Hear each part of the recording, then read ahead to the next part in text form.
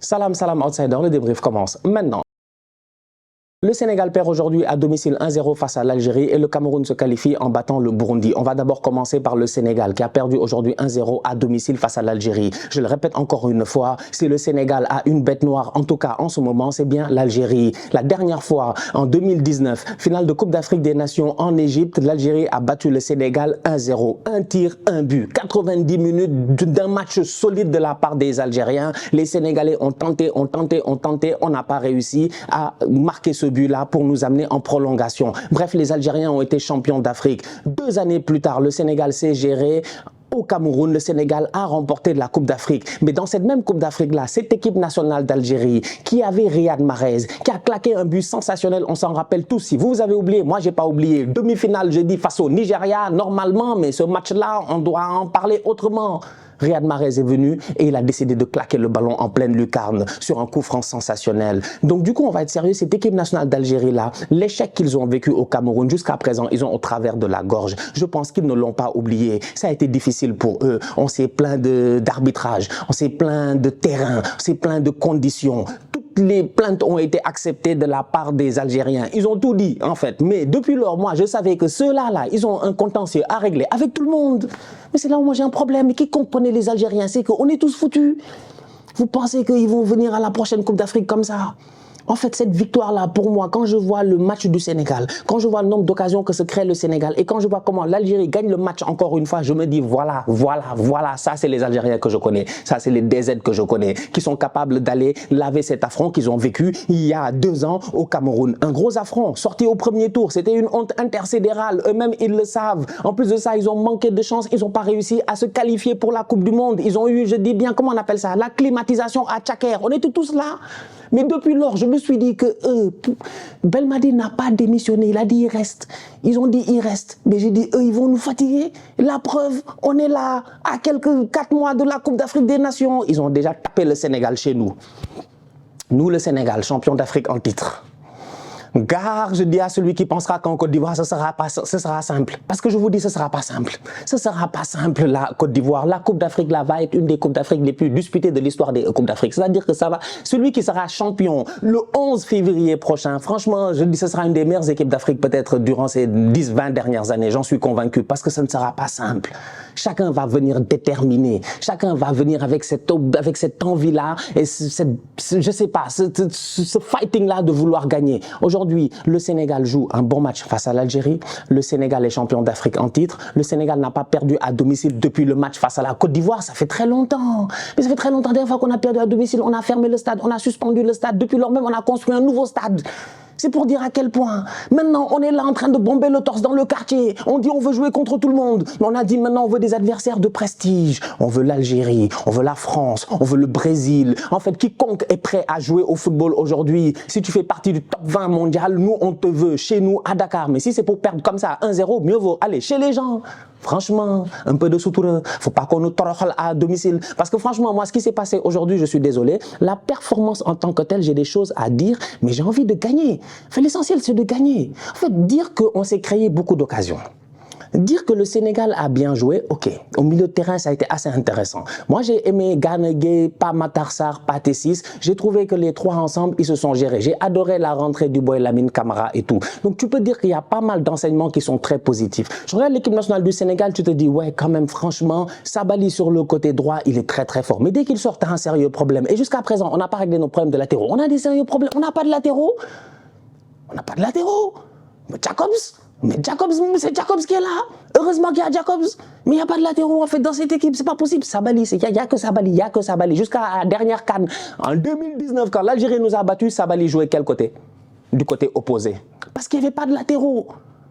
Mais c'est grave en fait, on a des sérieux problèmes de latéraux, il y a des choses qu'on ne peut même pas en fait enlever. Donc du coup tu te dis ok, il y a quelques petits soucis dans cette équipe-là, mais grosso modo c'est quand même assez positif. Niakate a fait un très bon match, Niakate a été très bon défensivement, il a été solide sur l'homme avec Bounedjah, tout ça. Moi j'ai beaucoup apprécié Abdou Diallo dans la position sur le côté gauche, il s'est géré et tout. Donc il y a du positif à prendre dans cette équipe-là. Offensivement parlant, tu me diras qu'on s'est créé beaucoup d'occasions, on a frappé énormément, le gardien algérien a été très bon, tout ça on est d'accord. Mais à la fin, le score, c'est quoi? C'est 1-0 pour l'Algérie. C'est comme ça, en fait, que les gars gagnent des Coupes d'Afrique.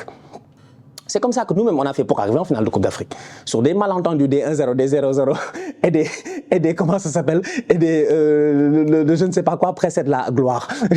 Vous-même, vous savez, l'humilité précède la gloire. On a été humble, et il faut continuer à être humble. Cette équipe nationale du Sénégal là ne m'a pas montré des choses qui ne montrent pas qu'elle est humble. Cependant, je m'attends à ce que sur le terrain, on soit beaucoup plus dangereux, qu'on soit beaucoup plus méchant, qu'on réussisse à claquer des buts. C'est dans des matchs comme ça que tu as des défaites qui sont amères. Tu perds un match comme ça en quart de finale de Coupe d'Afrique, mais tu as la haine.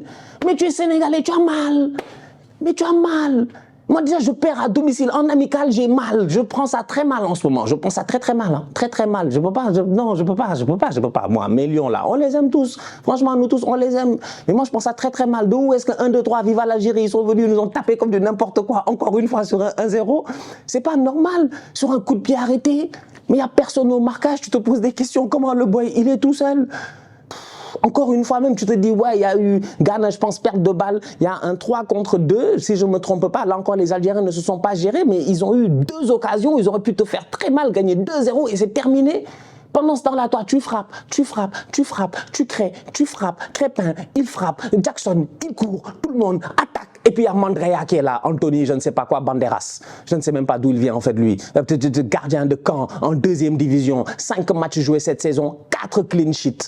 C'est quand j'ai vu les statistiques que j'ai su qu'en fait, lui, ce qu'il fait, c'est pas un hasard.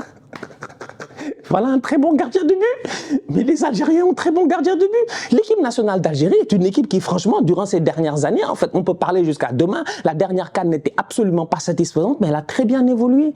Il y a encore cette balance entre les Mahrez, les Bounedjah, mais Benrahma, qui est en train d'exploser à West Ham depuis quelques années, il n'y a rien à dire, il est au top, il est dans cette équipe, il est dangereux, le boy Shaibi, il est dangereux, Zerouki, j'en parle même pas, tu as toujours des anciens à la Sofiane Fegouli, des tontons, tu penses qu'ils vont arrêter le football, ils vont jamais arrêter, c'est-à-dire que Raïd Nouri sur le côté, en fait, tu as une équipe qui est très intéressante.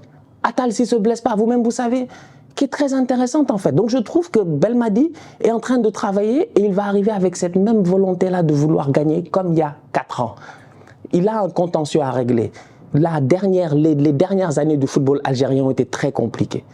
Il a gagné une Coupe d'Afrique et juste après ça a été la galère totale, la déchéance. Il est ennemi, tu sors au premier tour de la CAN, tout le monde, machin, tu te plains, les gens se foutent de toi.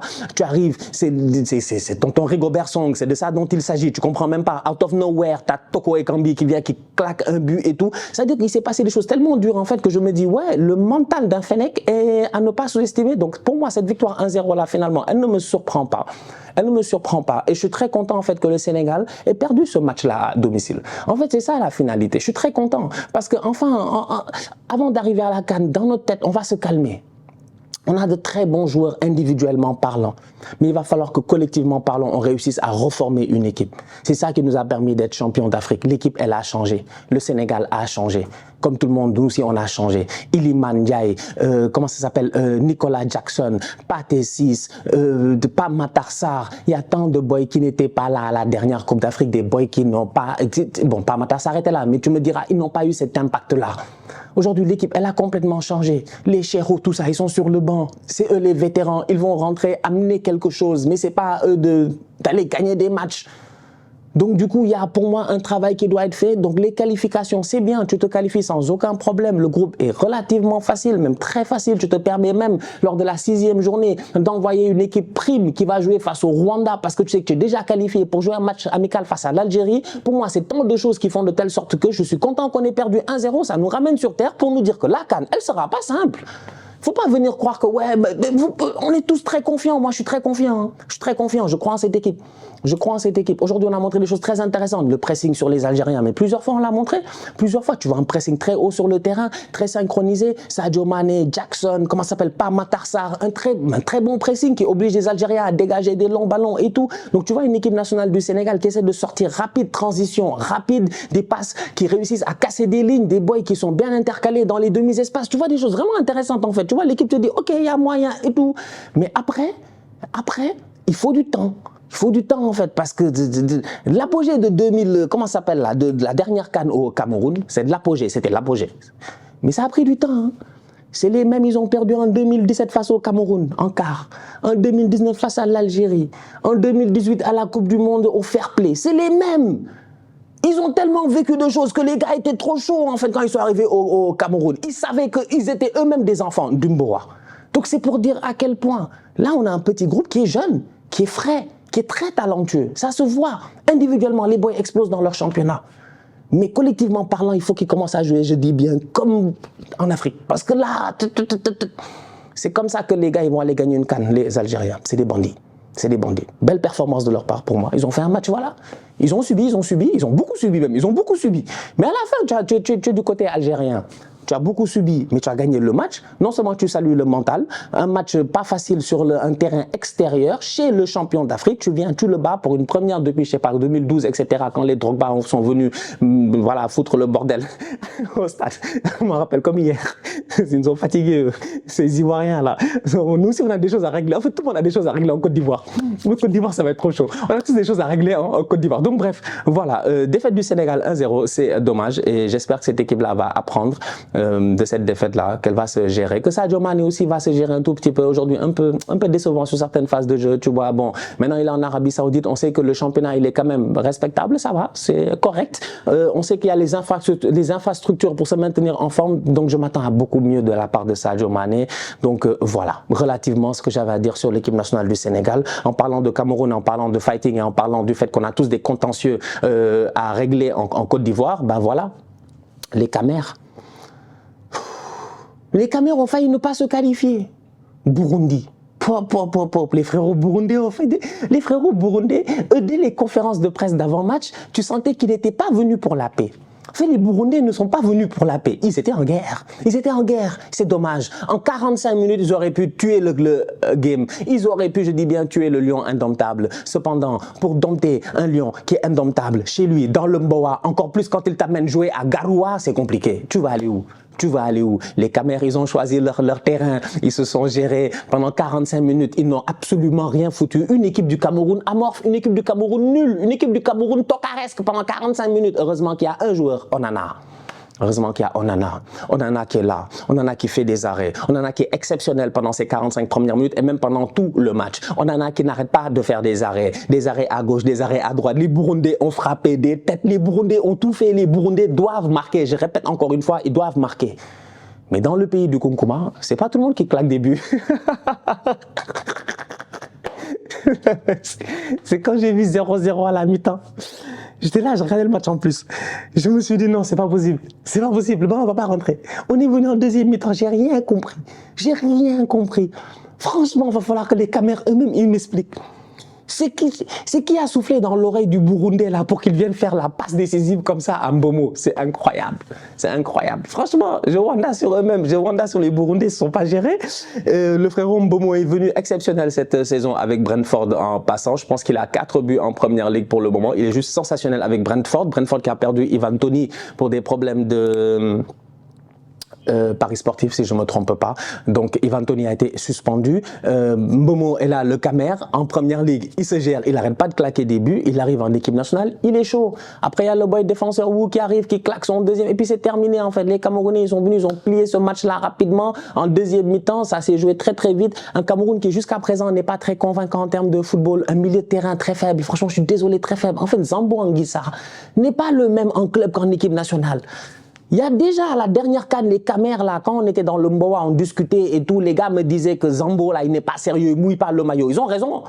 Mais tu regardes le milieu de terrain, tu te dis, ouais, les boys, ils sont très forts, ils sont très talentueux, mais il n'y a pas ce... Le Burundais, il passe. Les frérots burundais, ils passent une fois, ils passent 2 fois, ils passent 3 fois. Ils sont passés pendant tout le match, en fait, au milieu de terrain. C'était beaucoup trop facile.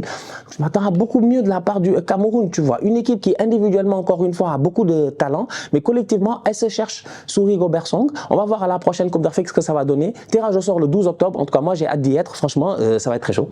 Ça va être très chaud. Le tirage au sort de la CAN, ça va être très chaud. Ça va être très chaud. Vous avez vu les Maliens, les Bissouma, tout ça. Tout le monde est chaud. monde est chaud. Même les Tunisiens, ils ont tapé les Égyptiens, ils ont commencé à se moquer des Tunisiens. Je vous dis, la CAN a commencé alors qu'elle n'a même pas encore commencé. Vous-même, vous savez que sur les réseaux sociaux, ça va être, voilà, ça va être épique. Ça va être épique. Sur le terrain aussi, ça va être épique. Donc, du coup, voilà, c'est tout ce que j'avais à dire, je pense, pour ce soir. La famille, on se capte très bientôt pour une nouvelle vidéo. D'ici là, on continue à liker, on continue à partager, on s'abonne, on s'abonne, on s'abonne. On est ensemble, on reste en santé. C'est le plus important. Tous outsiders.